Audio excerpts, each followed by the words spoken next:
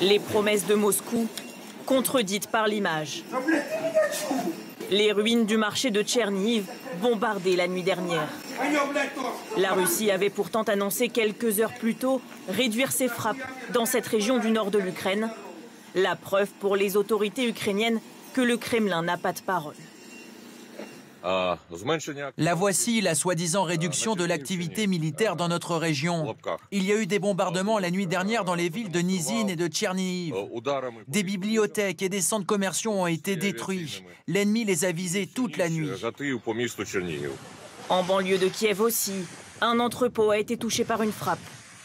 Malgré tout, nos équipes dans la capitale ont constaté que les habitants qui s'étaient réfugiés dans l'ouest du pays il y a plusieurs semaines commencent à rentrer chez eux. Ma maison me manquait et beaucoup de mes amis sont déjà revenus. Je pense que Kiev est plus sûr maintenant. La menace aérienne est moins importante. Hier, on a entendu que les Russes allaient quitter la région. On espère que ce sera le cas, qu'ils vont partir. Or, même le début d'une trêve semble encore loin. La ville de Marioupol, dévastée, continue d'être bombardée. Un bâtiment de la Croix-Rouge aurait été la cible de frappe selon une responsable ukrainienne. Le bilan reste inconnu. Aucune amélioration, confirmée aujourd'hui par le porte-parole du Kremlin. Pour l'instant, nous ne pouvons pas faire état de quoi que ce soit de très prometteur ou d'une percée quelconque. Il y a beaucoup de travail à accomplir. Pas d'avancée non plus sur l'organisation d'une éventuelle rencontre entre les présidents Poutine et Zelensky.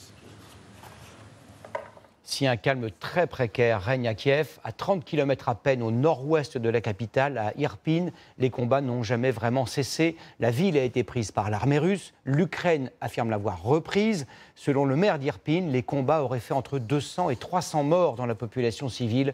Nos envoyés spéciaux Michel Scott, Noélie Claire et Frédéric Petit ont constaté aujourd'hui que l'armée ukrainienne avait le plus grand mal à tenir cette ville. Ces hommes qui se rassemblent dans ce bois font partie du bataillon Svaboda, le bataillon Liberté, une unité de volontaires ukrainiens enthousiastes à l'idée de prendre la relève de leurs camarades, pas très loin d'ici, à Irpin, la ville symbole officiellement reprise aux Russes 2 jours plus tôt. Alors, on vous attend. Irpin est à nous. Allez, on y va. Au loin, les premiers immeubles de cette zone urbaine, dont l'accès pour une ville reconquise n'est finalement pas si facile que ça. On attend d'avoir le signal pour passer la rivière, nous explique l'un des commandants. Et comment vous allez passer? Pas par le pont, non? Sur le côté? Oui, sur le côté, par un ponton de fortune. Sauf que décidément, l'ennemi est toujours là.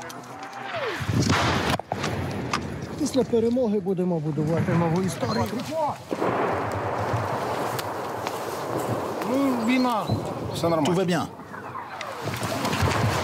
Manifestement, l'accès à Irpin n'est pas si simple que ça. Des échanges d'artillerie ont lieu en ce moment aux abords de la ville, dans ce bois notamment où nous nous trouvons, juste à l'orée de la zone urbaine. C'est avec difficulté que le groupe parvient finalement à franchir la rivière au-delà de laquelle les Russes avaient pris position. Et voilà, nous sommes à Irpin. On nous promet de nous en montrer plus demain, mais la démonstration est faite que cette banlieue de Kiev est loin d'être sécurisée et toujours sous le feu des canons de Moscou.